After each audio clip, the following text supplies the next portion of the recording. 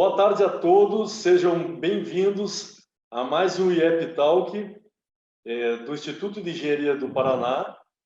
O nosso presidente Horácio Guimarães e o nosso diretor técnico Ferruccio Kochinski agradece a presença de todos vocês. Hoje faremos então a apresentação de um tema bem interessante que chama-se NR17. E nós estamos dividindo aí o tema entre eu, como apresentador, e o Roberto Serta, que é uma pessoa que trabalhou em grandes multinacionais, uma delas a Bosch, já desenvolveu muito esse trabalho, no sentido de estar em conjunto comigo fazendo essa apresentação. Entre, por favor, no site do IEP, é iep.org.br, justamente para vocês poderem acompanhar todos os eventos das 14 câmeras técnicas. Hoje estamos participando de duas câmeras técnicas. A Engenharia de Segurança, que é a Câmara Técnica do Roberto Serta, e a nossa Câmara, sob coordenação do Giancarlo Fedalto, que está aqui conosco, que é a de Mecânica e Processos Mecânicos.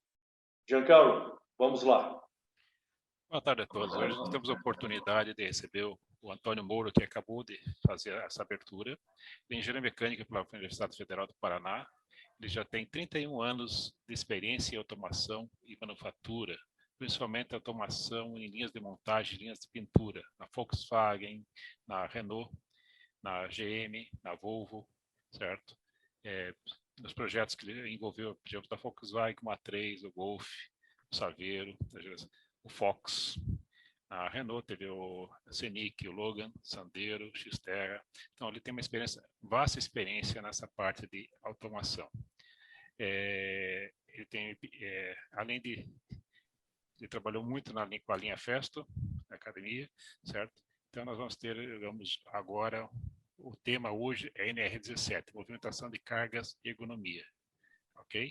E nós temos também um convidado, que é o Roberto Serta, responsável pela Câmara Técnica de Segurança, que também trabalhou comigo na Bosch, e é um engenheiro de segurança há muito tempo, com muita experiência. Moura, digamos, tem uma boa palestra. Essa palestra, eu peço a todos que queiram fazer alguma pergunta, usem a aba Q e A, por gentileza. Que depois, essa palestra vai ser feita das 5 até as 6 horas, das 6 às 6h15, nós vamos responder as perguntas. Muito obrigado. Moura, com a palavra. Ok. Obrigado, Giancarlo. Serta, por favor, faça a sua apresentação. Olá, boa tarde a todos. Um início de noite aí, né? É um prazer aí estar com vocês. Obrigado aí, Moura. Obrigado, Giancarlo, pelo convite. E podemos aí contribuir um pouquinho nessa nossa live, né? Nessa nossa conversa um pouco. Lembrar, né, que a segurança do trabalho ela está em toda e qualquer modalidade da engenharia, então, cada vez mais nós queremos reforçar essa condição e cada vez mais aproximar a segurança do trabalho de todas as modalidades da engenharia. E nada melhor do que a gente fazer isso, né, nesse fórum, onde nós temos aí várias modalidades de engenharia dentro do Instituto de Engenharia do Paraná. Então, agradeço bastante esse convite, espero contribuir aí ajudando aí você também, Moura, na condução toda, né? Já dentro do que mais ou menos o Giancarlo falou. Então, a minha vida profissional, né? Minha formação em engenharia mecânica, mas há mais de 20 anos aí atuando como engenheiro de segurança do trabalho, inclusive aí com uma empresa de consultoria em segurança, em automação também, certo? Então, é um prazer estar com vocês aí. E uma boa tarde para nós aí. Vamos lá, segue lá, Moura. Obrigado, Serta. É isso aí. Trabalha há muitos anos nessa área e vai nos ajudar a fazer um jogral para não ficar enfadonho, né, o assunto, e a gente poder passar a maior quantidade de informações num espaço curto de tempo, que é 1 hora, para falar sobre esse assunto. Bom, vamos lá. Na sequência, o que é ergonomia, né? Do ergos, do grego, significa trabalho. O nomos são as leis, as normas e as regras, né? Então, são leis, normas e regras que regem o trabalho de uma forma geral, né? E é uma ciência de pesquisa que estuda, desenvolve, aplica essas regras essas normas, né? Justamente com a finalidade de transformar esse trabalho, né, num trabalho prazeroso e você ter características tanto físicas das pessoas, né, de proteção, como psíquicas e mantê-las ao longo do tempo, levando dentro em relação a uma normatização definida para isso. Certo?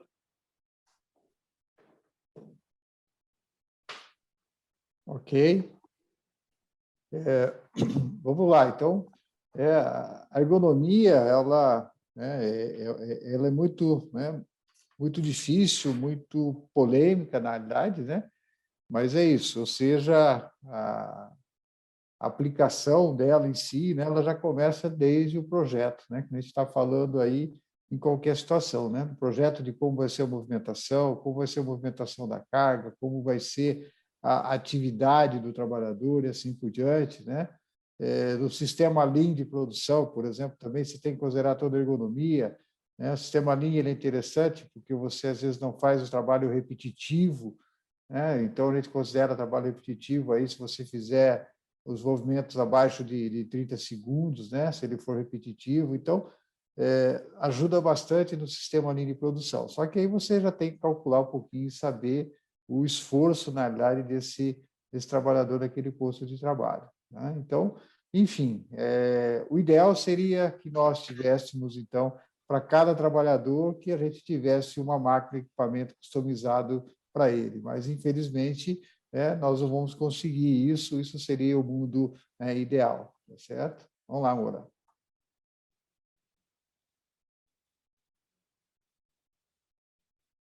Bom, aqui o exemplo na questão da exposição ao risco ergonômico durante o trabalho, né?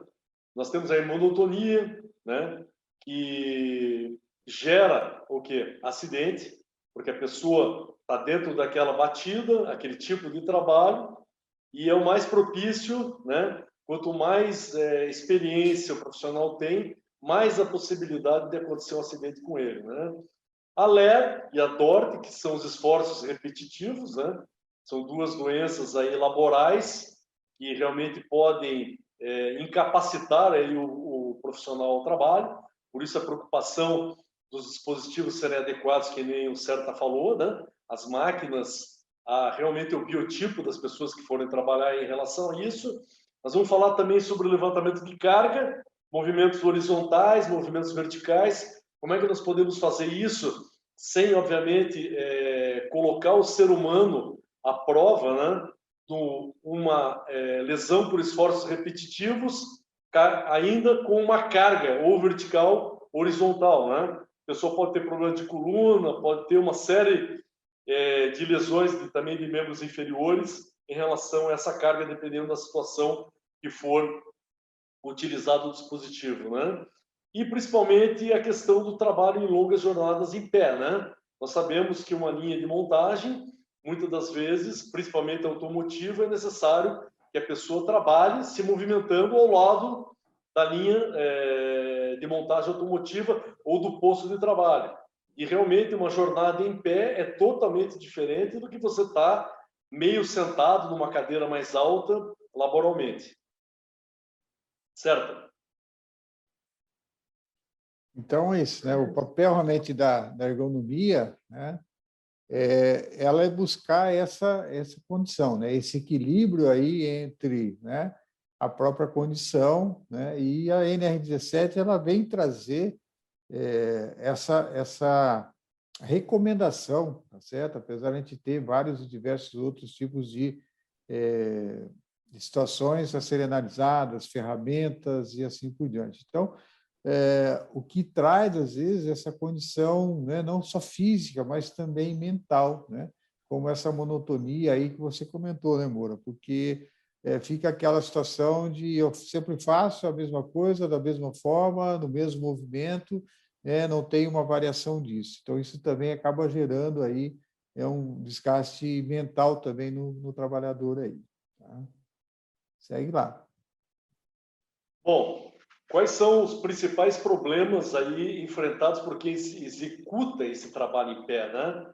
Primeiro, os problemas circulatórios, que são chamados MMI, o aparecimento das lombalgias pelo movimento de subida e descida para pegar uma carga. Por exemplo, eu me recordo que eu fiz para um fabricante de caminhões um sistema de balancim para poder pegar as baterias. A bateria pesa aí 15 quilos. Imagine você montar 20, 25, 30 veículos por dia fazendo esse movimento de carga de subida e descida de um pedestal até o nível onde vai ser colocada a bateria, no sentido justamente de você, durante esse processo, por mais que você coloque um colete de segurança, né, você pode vir a ter lombalgias. Então, nesses casos, é legal você ter um sistema de balancim, né, com peso, pode ser pneumático, pode ser hidráulico, pode ser mecânico, no sentido de estar preservando isso, essa região lombar do cliente. E a artrose, que é uma dor articular, causado geneticamente também, ou por lesão de esforços repetitivos, ou seja, você tem uma DORT, número 3, não se preocupou em trabalhar lá na 1 para poder regredir, chegou na pior situação que é a 3, aí você vai ter que conviver em pegar um copo, não se conseguir segurar, movimento de pinça o copo, porque você acaba derrubando o copo, né? Porque você já não tem mais força na mão, porque você não fez realmente os trabalhos de ginástica laboral para impedir que essa DORT avançasse e subisse do estágio 1 para o estágio 3. Certo? Legal. Então, veja, né, também, né, a condição de ergonomia, ela vai de organismo para organismo, né, para cada ser humano, e também da forma com que ele, né, acaba se adaptando a tal situação, tá certo?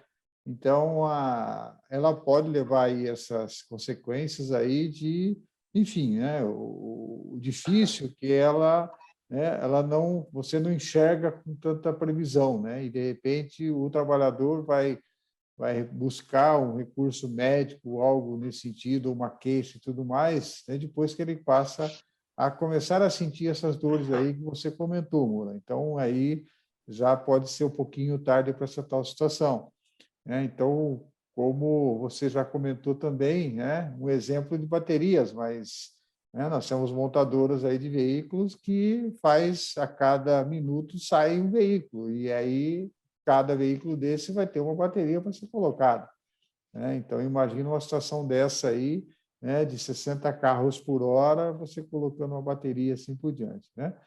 Então, ela está, né, dentro de todo o cenário, todo o ambiente ali do trabalho, e a ergonomia, né? E a questão de, lógico, né, de abaixar a produtividade, porque o trabalhador começa a ter, né, esses sintomas e assim por diante. Por exemplo, aqui nesse slide se fala sobre a iluminação, mas também podíamos colocar certa questão do batimento para a visão humana, da questão da tela do computador, que trabalha com 50 Hz, enquanto nossos olhos enxergam em 60, né? Que é a frequência normal deles. Então, mais um problema de você estar deixando essa visão cansada ao longo de um ciclo de trabalho. Agora, imagine com a revolução 4.0 que nós temos IoT, né? Inclusive ontem na UTFPR eu estava participando de um evento com os professores, mestres e doutores sobre isso, né? E eles comentaram essa questão envolvendo a necessidade de você colocar hoje uma tela de PC diretamente na célula de trabalho. Antigamente, né, certa? Nós tínhamos instruções de trabalho, né? Que eram pranchetas que você colocava o papel com as instruções ali das peças, né, do processo todo, né, e isso ao longo do tempo morreu. E você hoje tem todas as instruções enviadas para o operador da célula diretamente ou uma interface homem-máquina ou uma tela plana de computador ao qual ele recebe todas as informações de processo e de produto ali dentro, né? Exatamente. Hoje né, o trabalhador ele está realmente acessando a tela, né? Não é só um trabalho que você fala em escritório, trabalho administrativo ou de projetos, assim por diante, mas existe isso também, né? Essa condição aí, bem lembrado também, Moura. Bom, a NR17 trata as condições ergonômicas mínimas para o ambiente de trabalho, né? E, principalmente, ela trata o biotipo, né? O elemento físico da pessoa, né? E fala o que é necessário você fazer a adaptação dos postos de trabalho para, obviamente, a pessoa vir a desenvolver essa atividade, né? Com qualidade, né? Com conforto da pessoa. Imagine, há anos atrás, não tinha nada sobre ergonomia, o Fedalto lembra bem disso, né? As cadeiras não tinham nem braço, né? Aí os computadores vieram, nós ficávamos com o braço no ar. Chegava no final do dia, de tanto digitar, dava dor aqui no trapézio, dava nas articulações, né? Aí, logo em seguida, as indústrias, vendo esse problema, começaram a realmente se juntar para desenvolver essa normatização no sentido justamente de construir dispositivos adaptáveis para o ser humano se sentir confortável e, obviamente, não ter lesões no ambiente de trabalho. Imagine você hoje, na tua célula de trabalho, ali no teu escritório, digitando 10 horas por dia, né? E, obviamente, com os braços levantados no ar, sem um apoio, um anteparo que possa retirar a carga toda aqui dessa parte da coluna cervical, né? Então, imagine que isso seja fundamental para que a pessoa possa fazer o seu trabalho de maneira adequada, certo? Então, nesse sentido, nós temos aí toda a parte, né, a NR17, ela vem de legislação, né? Nós temos aí as normas regulamentadoras, isso pela CLT, então se transformou em legislação, Lei 6.514, lá de 1978, e nós temos hoje vigente, né, 37 normas regulamentadoras e todas elas passando por atualizações, né? E tudo isso tem um envolvimento bastante amplo, porque quando a gente fala em NR17, ela está amarrada ao Ministério do Trabalho, tá certo? Hoje aí Superintendência do Trabalho. Ela envolve a parte do INSS, ou seja, o camarada, o trabalhador que ele foi afastado e assim por diante, ou o teu tratamento acaba sendo feito isso pelo INSS, né? E, evidentemente, esse afastamento acaba, essa conta vindo a todos nós aí, contribuintes. Então, a preocupação ela é grande nesse sentido, né? Nós temos aí também a parte da própria Receita, envolvendo essa tal situação em termos de economia, ou seja, valores, né? O custo, na realidade, então, não é só a questão de lesionar o trabalhador, mas o quanto que isso traz também aí de custos, né? Na nossa comunidade toda, né? Bom, isso vai melhorar bastante. Nós temos aí o e-social, que é muito discutido. O e-social, né, o pessoal se confunde muito com como é que eu vou colocar os dados dentro do e-social, né? O e-social, eu gosto de resumir ele da seguinte forma: ele é como um imposto de renda, né? Nós estamos agora juntando para fazer o nosso imposto de renda, simplesmente nós vamos acessar, né, o site da Receita e vamos inserir os dados lá do nosso imposto de renda. Então, o e-social basicamente é isso. Bom, mas eu não tenho nada para declarar, então você não tem nenhuma gestão aí, ou focando agora na NR17, você não tem nenhuma gestão da NR17 para você inserir dentro do e-social. Então, o problema não é o e-social, o problema é você não ter a gestão, na realidade, referente à NR17 ou qualquer gestão de segurança do trabalho aí de uma forma mais ampla. Bom, aqui nós temos um pouco o fluxograma da NR17, com a documentação, os laudos ergonômicos dos dispositivos das bancadas, a adaptação à legislação, né? Mapeamento biomecânico, né? A redução das solicitações de afastamento do trabalho, né? As orientações adequadas, o treinamento e a necessidade de palestras educativas, né, sobre o tema, mostrando que realmente, por mais que você dê EPIs, que você propicie a utilização da bancada, né, fisicamente, é importante, né, Certa, que se detalhe bem, se explique os motivos, né, que o empregador, né, o empresário está colocando aquilo ali como um conforto ou, inclusive, facilitando para esse trabalhador não ter nenhum tipo de lesão, né? No sentido de evitar que necessite de uma intervenção, uma perícia trabalhista, justamente ocorrida por uma falta de um treinamento ou mesmo o próprio funcionário ser ignorante em relação ao que uma NR17, né? O que ela escreve e o que ela dita no sentido justamente de você, como utilizador dessa norma, poder se beneficiar em relação a isso. E principalmente aquela questão da ginástica laboral, que nós vemos muito nas grandes e médias empresas, mas não vemos nas pequenas empresas, infelizmente. As grandes colocam as rotinas, você tem ali uma parada dentro da área de trabalho, dependendo do tipo de movimentação, né? Você praticamente faz uma ginástica ali dentro daquela sala de trabalho para justamente você destensionar aqueles músculos que foram tensionados pela quantidade de trabalho exercida dentro daquele turno, né? E com isso ter a prevenção, né, no atendimento desses afastamentos, né? Para isso, com isso, né, nós temos um melhor rendimento e desempenho desse trabalhador, que gera um resultado que reduz as doenças ocupacionais geradas pelo trabalho, reduzem também aquilo que o Serta falou, né, daquele trabalho monótono, acidentes de trabalho, quando aquele ciclo é muito tranquilo ali dentro da célula de trabalho, é uma possibilidade de acontecer algum acidente, aí a situação fica pior ainda, né? E com isso, a finalidade da NR17, né, é ter um baixo índice de absenteísmo, ou seja, falta de trabalho e afastamentos, né? Com isso, existe uma redução de custos e aumenta a produtividade em relação ao posto de trabalho e à linha de produção. Certo? Ok, se você puder até voltar um pouquinho, Moura, no slide anterior.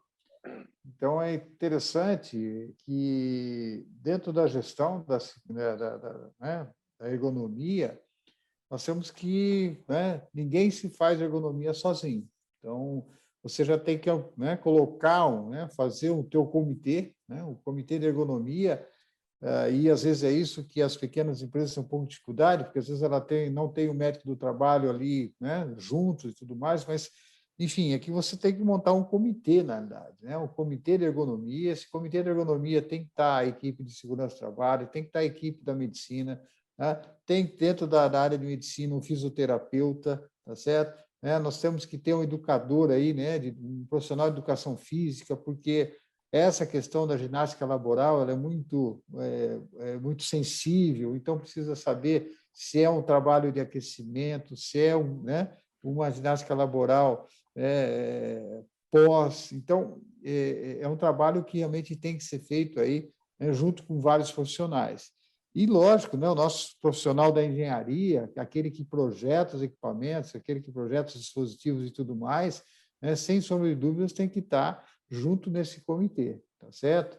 E a peça fundamental, né, o profissional que vai realmente realizar a atividade, aquele que realiza a atividade. Então, se eu não tiver o operador, aquele trabalhador que realmente está fazendo aquela atividade, sendo envolvido naquela situação de uma análise, né, e mais para frente a gente vai falar um pouquinho aí das ferramentas, né, amor? Então, se ele não estiver envolvido nisso também, não adianta nada você dizer que fez uma bela análise se você realmente não tem, né, aquele que realmente executa a atividade. E como você falou, essa questão de redução de custos, né? Vocês veem aí a questão do SAT, né? Então, ou o FAP, né? O fator acidentário previdenciário. Então, hoje a gente tem assim, né? Aquelas empresas que mais geram doenças ou acidentes de trabalho, né? Entre aspas, ela é mais penalizada do que aquela que tem menos acidentes e menos doenças de trabalho. Então, assim, uma boa gestão de saúde e segurança do trabalho dentro de uma empresa, tá certo? Ela vai realmente trazer, né, uma redução dos custos, onde ela paga um índice lá de 1 a 3%, de meio a 3%, na realidade, tá? Para o INSS sobre a sua folha de pagamento. Então, é um trabalho aí feito a mais do que 4 mãos, com certeza. Aí. Obrigado, Sérgio. Bom, qual a importância da NR17? Como o próprio Sérgio colocou, né? Se todos nós soubermos os princípios da ergonomia, né? E a existência dessas normas, né? Vai ficar muito mais fácil para nós utilizarmos nosso corpo dentro de todos os movimentos que podem ocorrer dentro de uma gestão laboral, né? E, obviamente, essa tarefa ela tem que ser o quê? Prazerosa, né? Não pode ser alguma coisa que seja um castigo para você ou possa trazer alguma restrição de movimento, como uma lesão de esforços repetitivos e uma DORT, né? Aqui nós fizemos a questão de colocar, né, alguns vídeos do Charlie Chaplin interessantes no sentido de que ele faz aqui vamos dizer, uma breve crítica na época, né, à industrialização e à mecanização, porque ali já existia nas décadas de 1920 e 30 já os primeiros sindicatos nos Estados Unidos, né, e os tempos modernos, onde o Charlie Chaplin critica esse processo, né? Ele fala que muita gente perdeu o seu trabalho em detrimento das máquinas, né? Vamos lá ver um vídeo?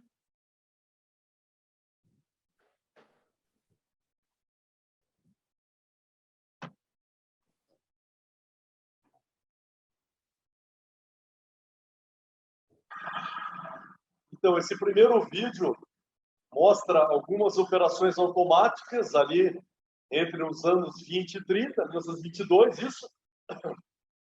E percebo que tem 3 cilindros pneumáticos na lateral fazendo um movimento automático, né? Para que o Charlie Chaplin, na função dele ali, né, tivesse uma espiga de milho, né, limpasse a boca com o guardanapo, tudo de uma maneira automática, né? Ele faz uma crítica a esses equipamentos que retiraram as pessoas do processo industrial, né? E que transformaram esse processo num processo cada vez mais rápido, no sentido do ser humano não conseguir se adaptar ergonomicamente aos movimentos do equipamento.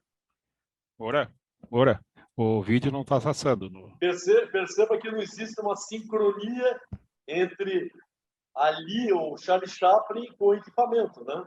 Então é uma crítica da época a esse processo de industrialização, né? Aquela pessoa do lado dele é o executor do equipamento e ele foi utilizado como cobaia para ver se o equipamento funcionava de maneira adequada. Moura, não está funcionando, não está passando o vídeo. O vídeo não está passando. Oi? O vídeo não está passando. Passou? Não passou. Nada? Nada. Que estranho. Ele passou perfeitamente antes. Vamos lá. Veja lá. Não passou ainda. Tira do modo automático. E agora? Você tem ele? Não tá, ainda não. Ainda não. Tira do modo apresentação, se você acessar direto o vídeo. Às vezes o PowerPoint acontece. Não passou o vídeo? Não, ainda não. Não, então não vai passar, porque alguma coisa no Zoom que não permite que esse vídeo passe. É uma pena, porque nós temos vários vídeos de aplicação. Vamos tentar passar, né? Vamos tentar passar o segundo vídeo aqui do Charlie Chaplin também. Veja lá se o vídeo vai iniciar. Também não. Iniciou o vídeo? Não. Não? Não. Também não. Tente tirar do modo apresentação, não vai passar, tá? Infelizmente, vamos ter que falar sem os vídeos mesmo. Uma pena, né? O que o Sérgio está falando, você tirar um pouco da moda apresentação da tela do PowerPoint, daí você pode passar o vídeo. Ah, entendi. Ele não funciona na tela da apresentação. Exatamente. Então tem que fazer isso aqui, clicar no vídeo. Esse é um link só. Não, esse é só o link. É só você abre o vídeo normal, como fosse um outro. Abre o próprio vídeo, você deve ter no teu computador o vídeo aí. Não, mas ele está numa sequência, tem os 150 vídeos. Ah, Ele tem que ir para o link mesmo, né? clica com o botão direito e aí acha o link. Abre link, aí. Vamos ver se ele entra, Vamos né? ver, vamos ver.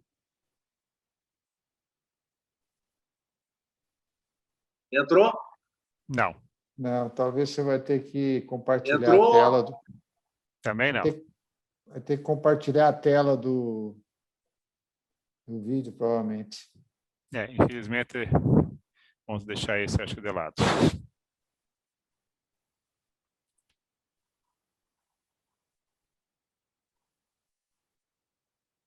Vamos lá, seguimos então.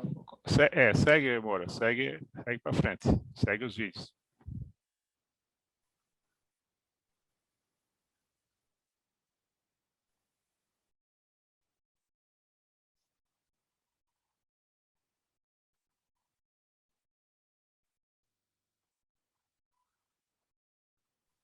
Agora, Moura, pode rodar como for, pode rodar, apresentar os slides que segue o vídeo agora. Sem o vídeo, segue sem o vídeo.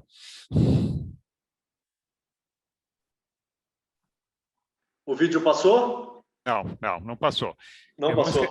Vamos esquecer Então essa vamos fazer o seguinte, vamos voltar na apresentação normal, tá? Isso. E para que a gente possa continuar, infelizmente, é uma característica do Zoom, né? Infelizmente.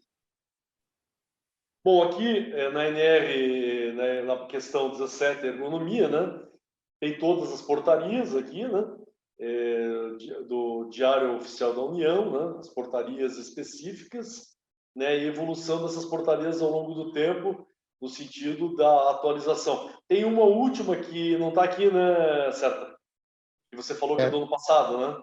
em 2018 nós tivemos a revisão, né?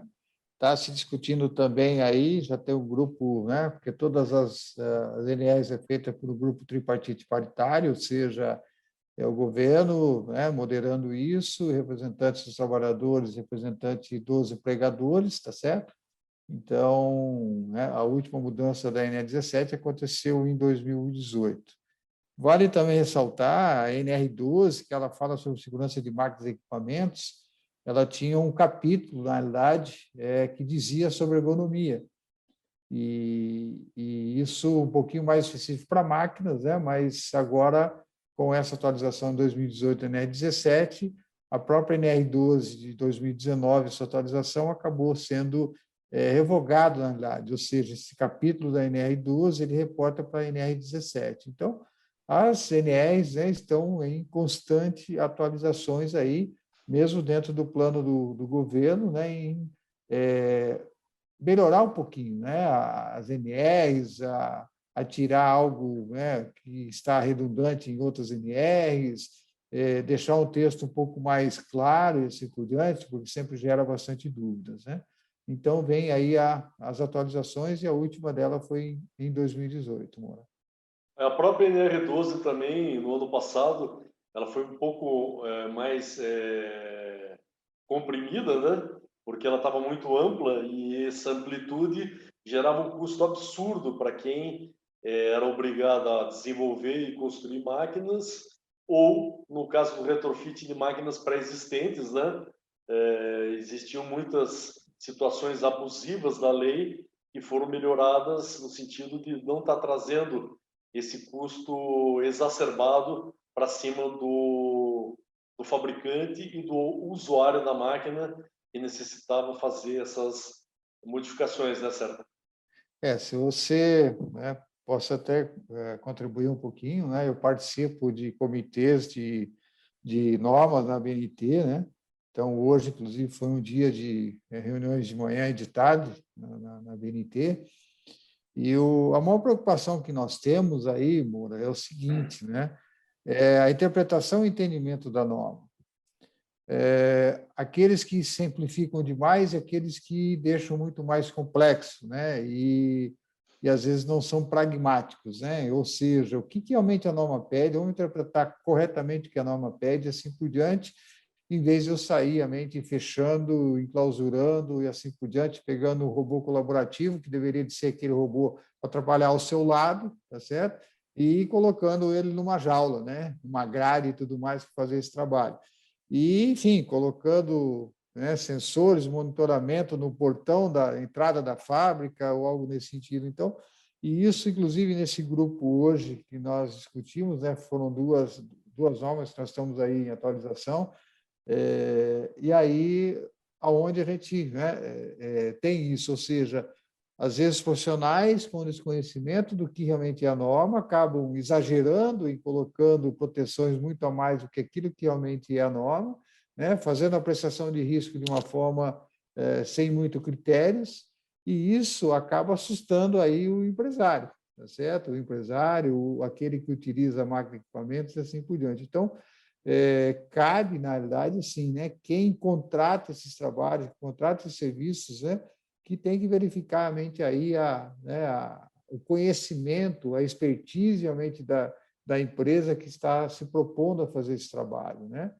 E dessa mesma forma eu quero estender da própria NR17 de ergonomia, né? Então nós temos algumas situações aí realizadas, né, por profissionais que às vezes não têm todo o conhecimento, toda a expertise, e acaba colocando e deixando a empresa num grande rombo, num grande passivo aí trabalhista, né, de uma análise não bem realizada, tá certo? Então, assim, isso que eu gostaria de deixar também, chamar um pouquinho a atenção na nossa conversa aqui, é nesse sentido, né? Então, ou seja, vamos procurar especialistas, né, dentro das engenharias, dentro das suas formações, né, para a questão de estudo de movimentos, né, a ajuda de um fisioterapeuta que não está na nossa área né, de engenharia, mas, enfim, para que a gente possa ter todo esse apoio com o médico do trabalho, com engenheiros de segurança do trabalho, com técnicos de segurança do trabalho, tá certo? E, enfim, para que a gente possa fazer um bom trabalho e não, de repente, criar o que você comentou, né, Moura? Um grande elefante, de repente, e aí a norma está toda errada, não condiz com a nossa realidade, né? E se nós queremos ir para um primeiro mundo e competir como a Europa, os Estados Unidos, como o Japão, né, nós temos que realmente cada vez mais, e as nossas normas aí estão buscando exatamente uma padronização, né, chamada normas harmonizadas no mundo todo, ou seja, reconhecido em qualquer parte do mundo, né? Qual é a diferença de um ser humano brasileiro, de um ser humano paraguaio, de um ser humano alemão, de um ser humano americano? Então, quando se fala em segurança, a gente, né, tem que pensar nisso. Quando se fala em ergonomia, nós temos que pensar nisso. Ok, Ótimo. segue lá. Como exemplo, certo, eu, um tempo atrás, visitei uma fábrica da Panko, né? Eu não sabia que a Panko tinha biscoito, até porque os biscoitos da Panko não vêm para o sul. É só interior de São Paulo e Minas Gerais. É o mercado deles e vende até em posto de gasolina. E o diretor da unidade, né, eu estava conversando com ele, e ele comentou que eles já tinham gasto R$ 1.200.000 na NR12 para deixar mais seguro alguns equipamentos e tinha mais 6 milhões a serem gastos. Uma fábrica de biscoito, entendeu? Agora imagine as outras fábricas de lamen que eles têm e tudo mais, o quanto, só para ter uma ideia de valores de investimento, né? Que às vezes as pessoas não têm ideia, né? Quanto é que se investe hoje em termos de do equipamento antes da norma NR12 e depois da NR12 você tem que adaptar, né, e deixar toda essa fábrica pronta, né, para não ser multado, obviamente, né, porque eles dão um certo tempo para que os dispositivos sejam todos protegidos, como o próprio Serta comentou. Vale aí uma live aí da NR12 aí, tá? Bem, vamos fazer assim. Tem muito assunto ainda para a gente falar Tem ainda, bastante né? assunto, é um tema bastante polêmico, né? Vamos fazer assim. Então aqui nós mostramos algumas figurinhas, né, daquilo que se é feito de errado, né? Aquele operador baixando para pegar carga, aquele sentado com um banquinho muito mais alto do que a mesa de trabalho, aquele segurando uma carga totalmente nas costas, sem o mínimo critério, aquele outro que quer puxar, né, do chão a carga de qualquer maneira, a mesa muito mais alta, né? de trabalho do que realmente deveria ser, e aquele último ali, inclusive, ele não consegue nem chegar no nível da mesa, ele precisa de um banquinho para chegar no nível da mesa. Eu me recordo, eu fiz uma visita para um fabricante de cavaletes de água, né? Esses cavaletes de água da Sanepar, né? E ele precisava lá de um sistema de prensagem para fazer uma inserção de uma conexão de água diretamente na válvula para fazer todo aquele processo do cavalete, né? Aquilo ele fazia manualmente e ele produz 42 mil peças por mês. Dividindo isso por 22 dias úteis, são praticamente 2.000 e poucas peças por dia, né? Fazendo isso na mão, nossa, um terror, né? Mesmo com o preço simbólico, entre aspas, do equipamento desse que atenderia uma prensinha dessa dentro da NR12, cerca de R$ 5.000, esse empresário decidiu continuar fazendo na marretinha e empurrando com a mão com força, ou seja, basicamente as pessoas que trabalhavam naquela etapa do processo produtivo estavam sempre sendo afastadas, porque por lesão de esforços repetitivos, haja visto que era necessário um esforço adicional muscular para a pessoa encaixar essas peças, que é quase um Lego ali, né? Onde, se tivesse aí um dispositivo de montagem, a coisa ficaria muito mais fácil. Certo? Bom, se você quiser colocar todos os itens aí desse slide, né, pode ser também ajuda. Então, assim, a norma ela traz dentro do seu cenário, né, dentro da sua composição.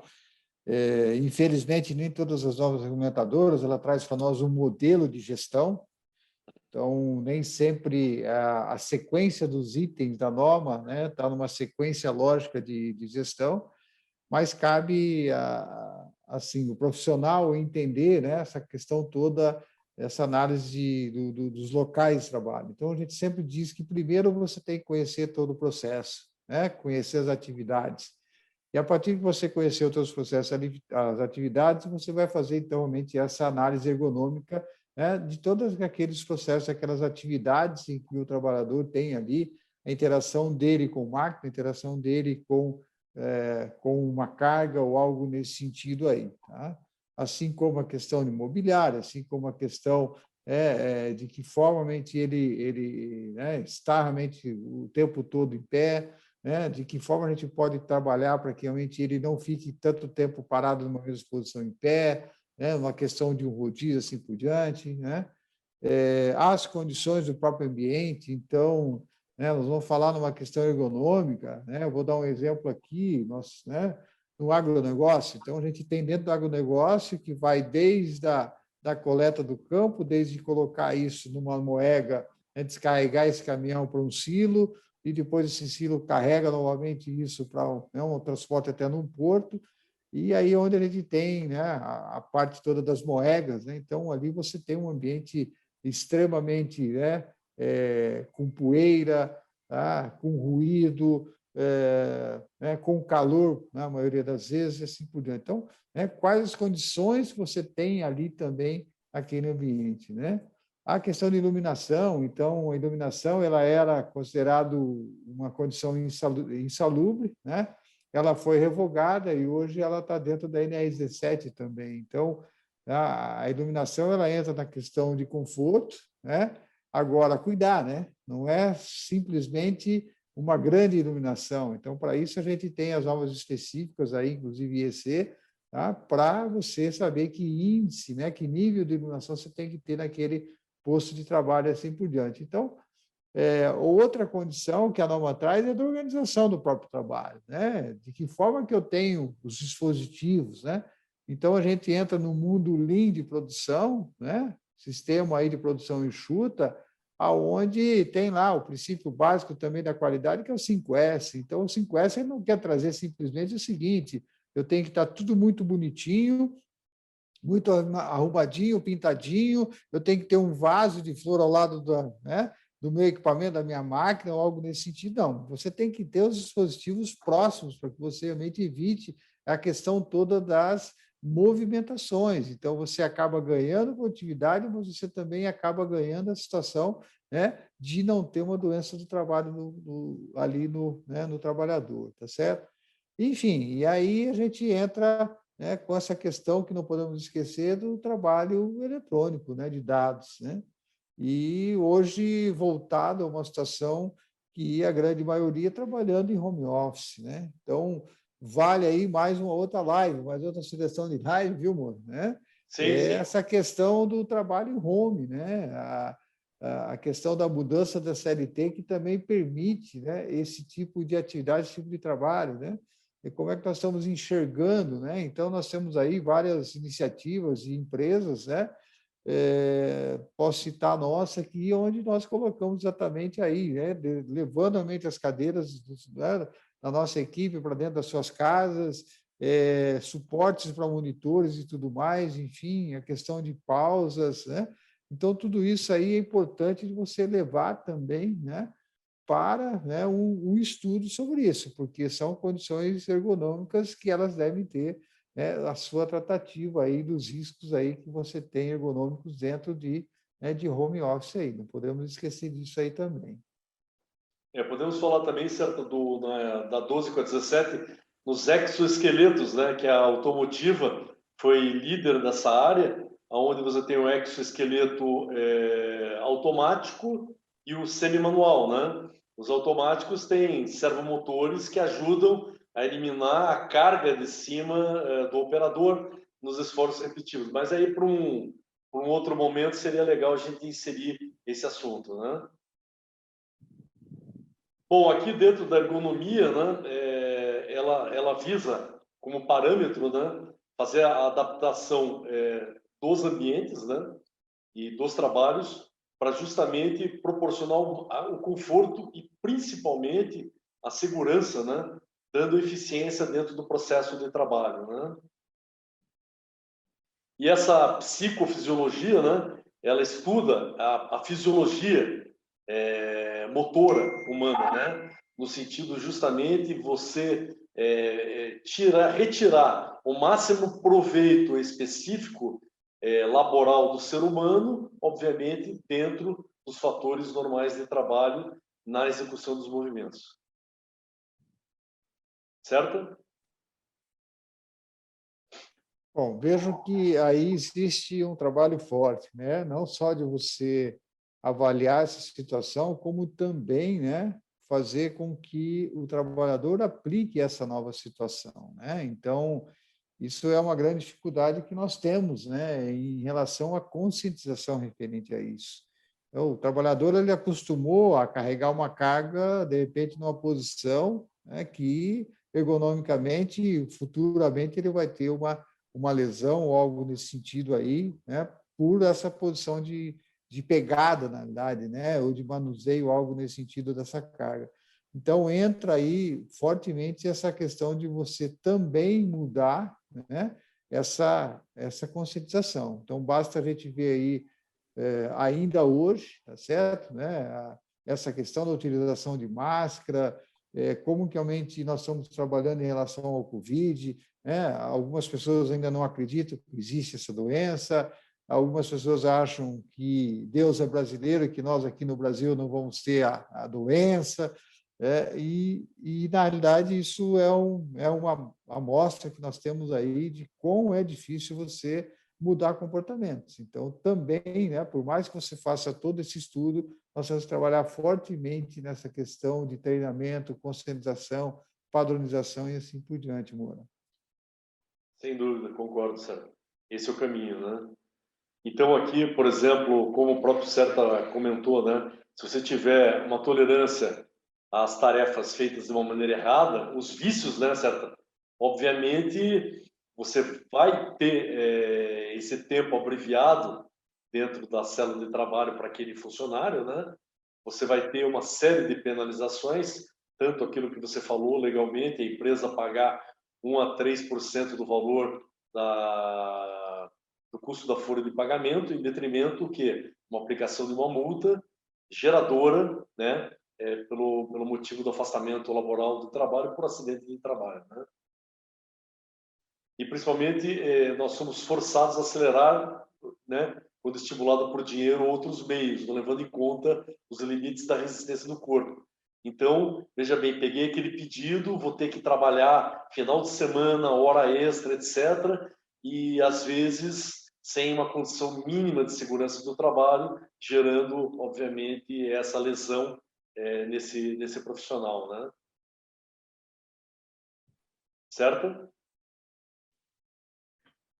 Então, dentro do cenário, né, que nós temos aí, quando até você comenta sobre isso, né, a gente tem aí essa condição, então, né, do trabalhador sentir realmente essa pressão, essa velocidade, né? Então, hoje a gente ainda tem, né, saindo um pouquinho do mundo industrial, mas indo para o mundo da construção civil, né, ainda as atividades do tarefeiro, né, aquele que executa, né, mais rápido a sua tarefa, ele ganha pela tarefa, assim por diante. Então, nós temos aí as empresas, por exemplo, de coleta de resíduo, né? A pessoa chama lixo, mas é resíduo, né? Aqueles caminhões que passam coletando. Então, também teve que mudar o comportamento nesse sentido, ou seja, nós vimos aí esses trabalhadores correndo, né? Fazendo maratona, né? Já é uma maratona essa atividade, mas fazendo uma maratona mais forçada ainda, uma velocidade muito grande, porque existia uma política seguinte: a hora que ele terminasse de fazer essa atividade naquele quarteirão, naquela região, enfim, que eles trabalham, né, eles poderiam ir embora. Então, isso aí, né, gerava realmente um problema seríssimo para esses trabalhadores nesse sentido. Então, aí era um trabalho por, né, produtividade, mas de uma forma aí até desumana, né? Então, enfim, aí a 17 ela quer trazer também isso, ou seja, quais são as capacidades sensitivas e motoras, né, referente ao trabalhador, indivíduo, né, perante aquela situação de trabalho dele. Excelente exemplo esse. Não fica extremamente bem claro esse exemplo realmente do coletor de resíduo, né? Ele quer fazer aquilo no máximo rapidez de tempo, né? Correndo, né? Pulando em cima do caminhão, pegando várias cargas com vários resíduos diferentes, né? Caco de vidro, resíduos como aço, etc. e tal, e impondo ao corpo humano dele múltiplos riscos e fatores, obviamente, que podem estar até afastando ele do trabalho por uma falta, obviamente, de levar em consideração essa normatização. Bom, aqui seriam as capacidades sensimotoras, né? Dentro do processo de envelhecimento do ser humano, né? Obviamente, nós perdemos certa capacidade, né, de movimento, etc. e tal, né? Mas, obviamente, você acaba sendo compensado por uma melhoria da percepção, você passa a ser mais estratégico na solução de problemas, etc. e tal, na troca de experiência, mas, obviamente, no envelhecimento do ser humano, ele já não vai ter a mobilidade muscular e tudo mais para, obviamente, fazer aquelas funções, seja ela no campo industrial, ou como exemplo que o próprio Serta comentou agora, de uma maneira bem interessante, né? Bom, aqui, então, se organiza, né, a maneira de gerenciamento e a cooperação da carga de trabalho, né, no sentido justamente de você, além de fazer o trabalho da maneira correta, né, você tem que ser competitivo dentro do teu ramo de negócio. Não adianta nada, né, eu ter 200 mil balancinhas que eu vou transformar aquele posto de trabalho de 1 minuto para 10 minutos, né?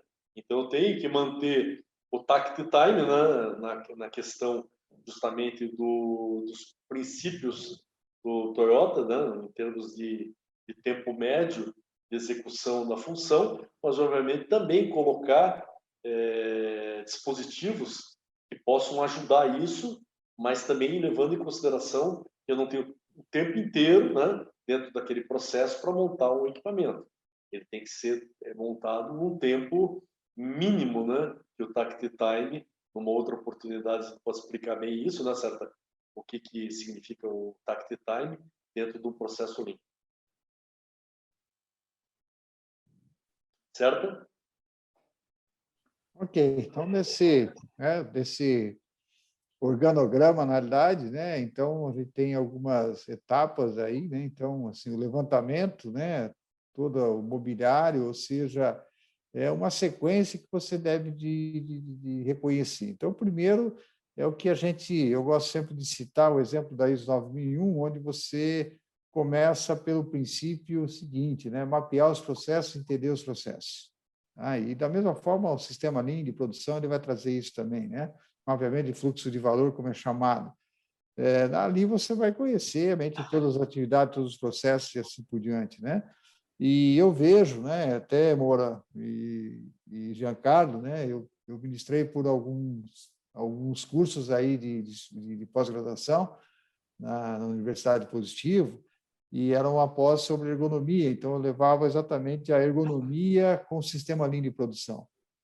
Então, o sistema Lean de produção ele vai trazer uma série de benefícios, não só na questão da ergonomia, mas na questão de acidentes, né? Na questão de você, o básico 5S, ele te trazer benefícios de ergonomia, assim como benefícios em redução de acidentes, né?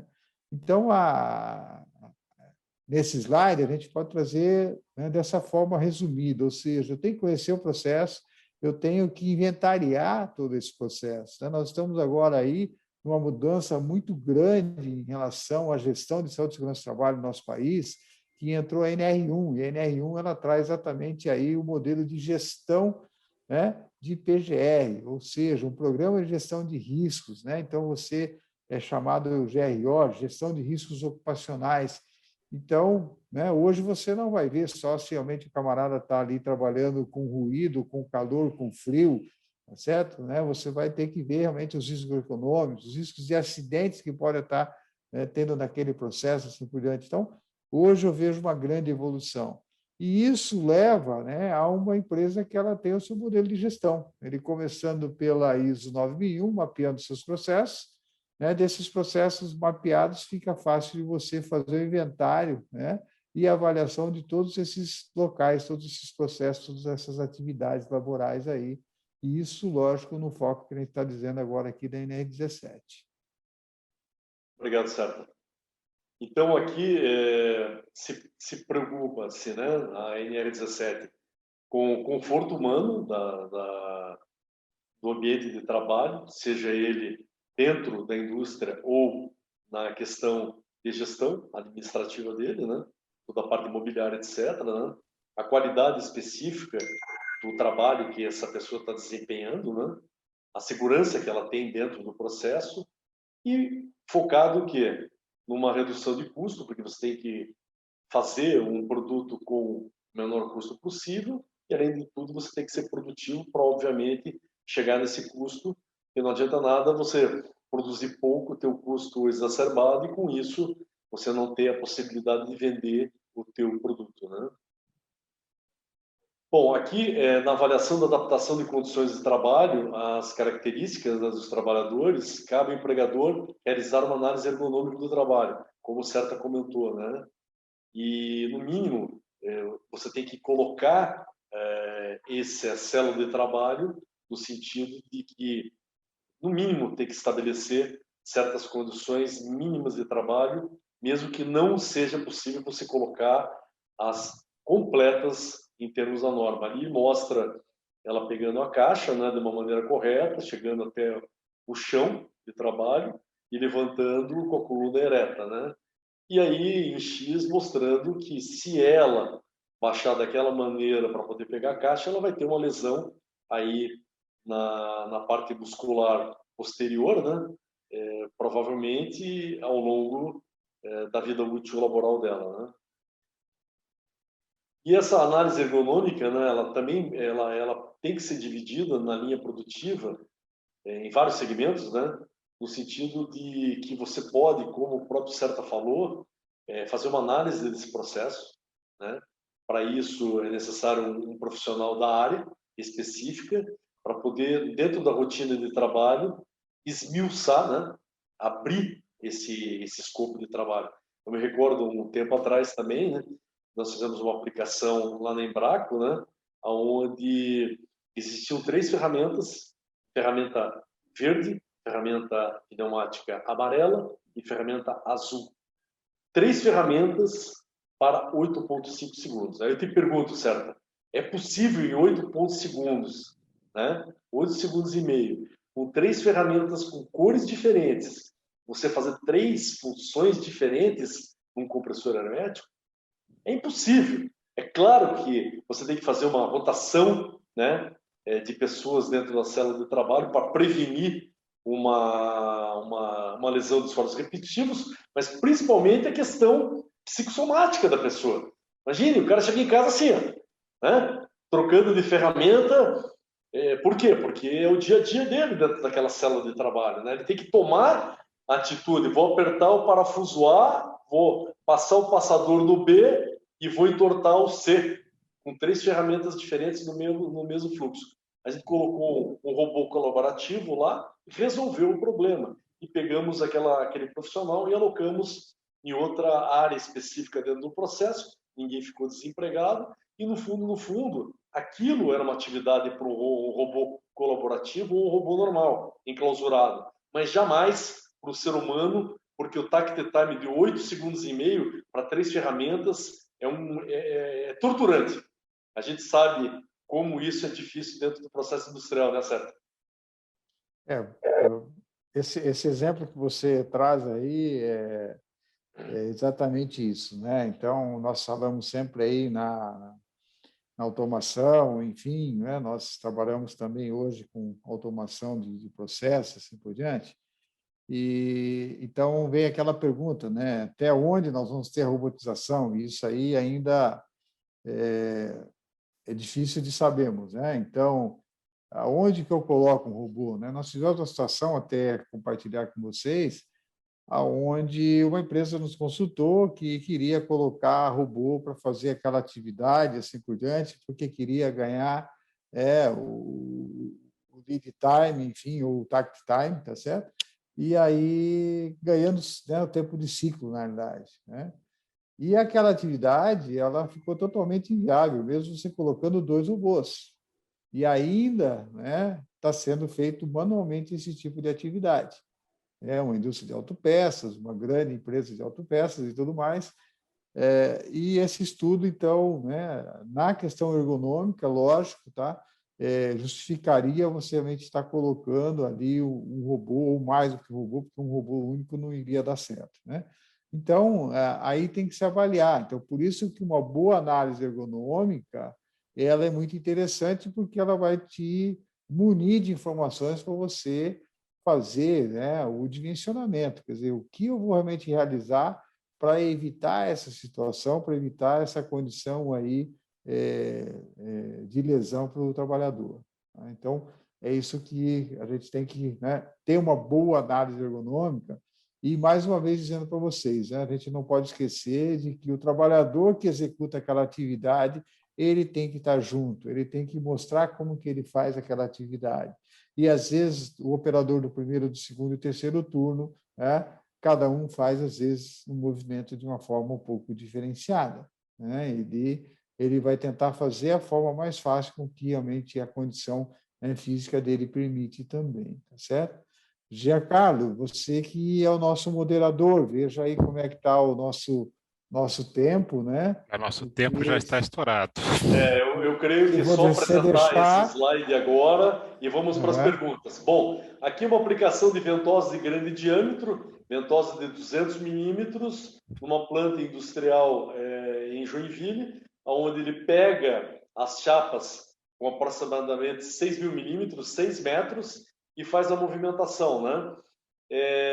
Existem algumas aplicações, por exemplo, ao qual esse sistema, né, esse tule metálico ali de fixação, né, já com o sistema de aranha, não existe, né? E algumas empresas fazem isso totalmente na mão, principalmente na questão asiática. Vamos abrir para as perguntas, Giancarlo? Vamos. Não é verdade, não teve nenhuma pergunta aqui, certo? Eu tive só pelo WhatsApp, aqui pelo WhatsApp, que uma pessoa quis entrar e não estava encerrada a inscrição. Lamentou só. Até pedi para a Bruna ver se dava para liberar. Mas eu acho que não teve Vamos pegar o tempo das perguntas, já que não tem perguntas, e continuar? Podíamos pegar, que nós temos aí mais 10 minutos, como podemos fazer. Ótimo, então vamos em frente, então. Bom, aqui é uma outra aplicação, que são ventosas, né? Ela pode ser com sistema de vácuo, né? Como pode ser com bomba de vácuo, como o sistema de Venturi, tá? É claro que o sistema de bomba de vácuo, dependendo do tamanho das ventosas, né? Você tem uma pega mais rápida e, com isso, uma movimentação mais assertiva industrial. Então, ali na primeira, né, você tem a pega basicamente com o sistema de tooling, né? E esse sistema de tooling pega o vidro, né? Do primeiro quadrante superior é um vidro, tem as ventosas, né? Através do sistema toroidal, aonde ele pega essa placa da vertical, anda pela fábrica com o sistema de catenária, depois ele faz a manipulação dessa placa de vidro na horizontal inclinada para fazer corte e outras operações dentro de um processo industrial de vidros temperados, né? Lá de baixo é o sistema de pick and place, ao qual o robô faz a carga e descarga na parte final de uma mesa, num processo produtivo. No de cima, do lado direito superior, a mesma coisa. Você tem o sistema de gantry, né, XYZ, ao qual também, através do sistema de vácuo e de ventosas, você retira as peças dentro do processo produtivo. E de baixo, do lado direito inferior, você também tem o sistema de fabricação de vidro, ao qual o sistema de trilhos, né, com elevadores, retiram o vidro através de ventosas também, né? Até porque, se você pegar com o sistema mecânico, você pode romper o vidro, pode quebrar, pode estragar as pontas dele, né? Aqui também, né, uma aplicação no canto superior esquerdo, né, aonde a pessoa está pegando o vidro. Perceba ali que você tem 4 ventosas de grande diâmetro, com o sistema de vácuo, fazendo a manipulação de vidro. Do lado direito, a mesma coisa, as ventosas, é um total de 8 ventosas, pegando o vidro da vertical, que está ali no buffer, né, dentro do processo produtivo, para ser trabalhado dentro do processo. A inferior esquerda, naquele carrinho também, ele vai pegar essa placa de vidro e fazer uma manipulação. E as 3 figuras no canto direito inferior também, todas manipulando os vidros usando o dispositivo correto de manipulação para pega, né? Aqui eu gostaria de poder apresentar esse vídeo aqui, é muito interessante. Vamos ver se ele passa. O Giancarlo me avisa. Já deu erro. Já não passou.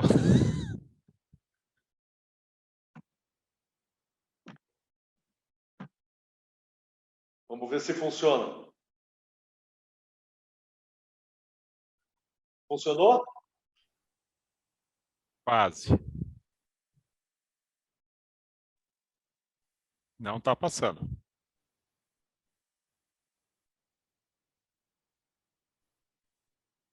Alguma incompatibilidade aí com o Zoom. Uma pena. Uma pena. Mas vamos lá. Explica aí para nós aí, Moura. O Moura acho que está assistindo o vídeo. Uhum. É só ele. Às vezes está sem som para ele, né? Esse funcionou? Não. Também não? Também que pena. Não. Então, esse é uma aplicação de um sistema na Steel. Aquele equipamento que ele está colocando na caixa é um soprador de folha, tá? Com motor a combustão, tá? E esse soprador de folha tem um peso de 12 quilos. Ali, que está pegando aquele soprador ali, é um balancim a vácuo, tem uma bomba de vácuo, que faz com que exista a contração daquele fole. Aquele fole, então, ele é um fole especial, né? Desenvolvido com um elastômero, com um helicoide em aço inox. Então, com a geração do vácuo, gera a vedação dessa ventosa diretamente no equipamento. Esse fole ele se retrai, executando a ascensão do equipamento e o trabalho, né? E aí a pessoa direciona isso dentro da caixa e com o botão ela desce dentro da caixa. Então eles fazem a colocação a cada 2 minutos do equipamento desse dentro da caixa. 2 minutos é o processo inteiro, né? Ele colocar a caixa, colocar o equipamento dele, selar, fechar a caixa e passar a fita. 2 minutos o takt time desse processo. Aqui uma solução de vácuo para a planta de processamento de vidro, né? Então você tem todo o processo na parte superior, onde é utilizado a solução de vácuo para fazer a manipulação e o envio desse produto dentro do processo produtivo, né? Ao qual você trabalha com basicamente muitas ventosas para poder pegar esse vidro plano e fazer toda a movimentação dele dentro do processo produtivo, né? Processo produtivo numa planta industrial, você tem que, antes de fazer a têmpera do vidro, que é mais o processo final, você tem que cortar o vidro, você tem que esquentar esse vidro antes do processo da têmpera. Então, você tem 7 processos produtivos necessários, né, a mexer com esse vidro dentro do processo, na vertical, na horizontal, angular, né? E dentro de uma planta de processamento de vidro, é necessário que você tenha inúmeros dispositivos para poder fazer a manipulação com segurança desse vidro, né? Então, você veja só, aqui nesse slide ele fala que um pouco, muito antiga essa questão do transporte manual. Que pena, nós temos aqui um vídeo mostrando lá na Ásia, na China, né? O pessoal, 14 pessoas pegando uma placa de vidro de aproximadamente 5 metros de comprimento por 3 de altura e fazendo toda a manipulação. Que pena que o vídeo no Zoom aqui não está passando, porque é um absurdo fazer uma situação dessa. Eles nem bota de segurança tem, para você ter ideia, né? Se o vidro desse cai porque alguém perdeu a força, né? Obviamente toda aquela pilha de pessoas vai permitir que esse vidro possa cair ou no chão e esfacelar, ou cair em cima do pé de alguém, né? E ali eles estão usando tudo chinelo de dedo para vocês terem ideia do absurdo que é, né? Aqui na figura ao lado mostra aí o levantamento da caixa, né? Da maneira correta, né? A ser feita sempre você abaixando com a coluna reta, né? Para fazer a pega dessa caixa. E obviamente na próxima edição da NR17, ao qual nós vamos ter que fazer, né, a continuidade desse trabalho que nós estamos iniciando, para mostrar, né, o limite para homens e para mulheres da carga máxima, né, que eles podem carregar, que existe regulamentação para isso, e todos os cálculos necessários para que isso ocorra. Como é que está o nosso tempo aí, Giancarlo? Eu ia perguntar quantos slides você tem ainda. Nós temos bastante. Você que fala aí quando que tem que parar. Não, eu quero saber se vocês podem... queria saber, porque já são 8h15. Tá, então Desculpe, vamos 18h15, né? 18h15. Vamos dar como encerrado, né, o evento, até porque nós temos muito mais assunto para poder falar e o CERTA trouxe muita coisa interessante para nós dentro desse bate-papo, né? Então, eu gostaria de agradecer o convite, CERTA, foi muito proveitosa a inclusão tua, como um profundo conhecedor das normas, né, e trabalha diretamente envolvido com isso. Agradecer também o Fedalto por mediar, né, e nos ajudar dentro desse evento. Agradecer a todos os participantes que estão nos vendo, tá? Em nome do nosso presidente Horácio Guimarães, nosso diretor Ferruccio Kochinski, agradecer a participação de todos e lembrando que amanhã, depois do almoço, teremos esse link na íntegra disponível no nosso canal do IEP no YouTube. Basta você entrar no YouTube IEP Paraná e buscar o nosso link e passar para as pessoas que queiram informações a respeito da NR17. Nós temos que complementar, acho que numa segunda etapa, completar todos os slides. Não chegou nem na metade, chegou? Não. Considerações finais, certo? Ok. Bom, agradecendo novamente aí, né? É um prazer aí reencontrá-lo, né, Moura, depois de alguns anos, assim como o Giancarlo também, né? Nos encontrarmos em outros fóruns, né, como esse daqui. Com certeza nós temos muito aí a passar, a contribuir para a engenharia, né, nesse tema.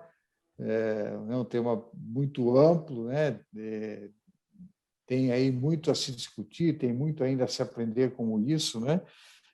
Se me permite mais aí um exemplo, a indústria de cimento, né, por uma legislação na questão ergonômica, o saco de cimento ele saiu de 50 quilos para 25 quilos. E interessante que, né, eu, numa viagem a Brasília, né, próximo ali onde eu estava, uma obra acontecendo e eu vi um caminhão lá, realmente, aí, com um saco de cimento de 25 quilos. E aí, aquele trabalhador que estava descarregando o caminhão e levando sacos de 25 quilos, o que ele estava fazendo? 2 sacos. Pegando os 2 sacos. Aí eu não fiz a adianta nada, pergunta, né? não adiantou nada. Então, eu fiz a pergunta para ele, eu disse o seguinte: escuta, mas não fica melhor para você aí um saco de 25 quilos e tudo, que vai te sobrecarregar? Ele falou: não, eu estou acostumado, isso aí só veio para incomodar mais a gente, porque eu já levava 50, agora eu vou ter que levar 2 ao mesmo tempo aí e ganhar tempo, né? Então, fica aí uma reflexão para nós todos, né, referente a isso. Não adianta a gente mudar todo o processo, não adianta a gente robotizar, nós colocarmos sistemas de assistência aí, pneumáticas, hidráulicas ou por vácuo e assim por diante, tá certo? Se nós também não fizermos aí a mudança comportamental também. Então, nada adianta o esforço todo, né, de nós profissionais, se nós realmente não fizermos o acompanhamento na sequência também, tá certo? Então, fico aí à disposição de vocês, quando quiserem marcar um novo bate-papo do tema, é bem pertinente aí, e qualquer outro tema que acharem necessários aí, tá joia? Um abraço a todos Excelente exemplo, vocês. Serta, muito bom. Giancarlo, Serta, obrigado pela participação, pela mediação. Sem mais perguntas, damos por finalizado, então, mais o IEP Talk, e na semana que vem, na quarta-feira, mesmo horário, teremos outro assunto de interesse da Câmara de Mecânica e de Processos Industriais. Nos vemos na outra quarta-feira. Um abraço Muito obrigado, a todos. abraço a todos. Muito obrigado. Valeu, um abraço, tchau, tchau. Até mais, tchau. Tchau, tchau.